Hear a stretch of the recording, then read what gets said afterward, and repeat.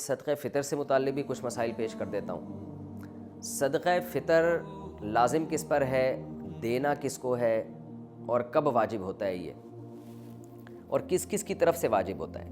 تو صدقہ فطر سب سے پہلے واجب کس پر ہے؟ دیکھیں، صدقہ فطر کا نصاب جو ہے نا، خوب سمجھ لیں۔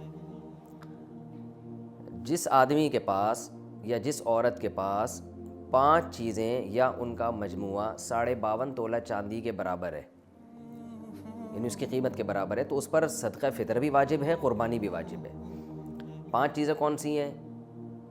سامان تجارت، یعنی وہ سامان جو آپ نے بیچنے کے لیے خریدا ہو۔ بار بار میں اس کی وضاحت کرتا ہوں، پلاٹ خریدا تھا بیچنے کے لیے اور اب تک بیچنے کی نیت باقی ہے، اس کو کہتے ہیں سامان تجارت۔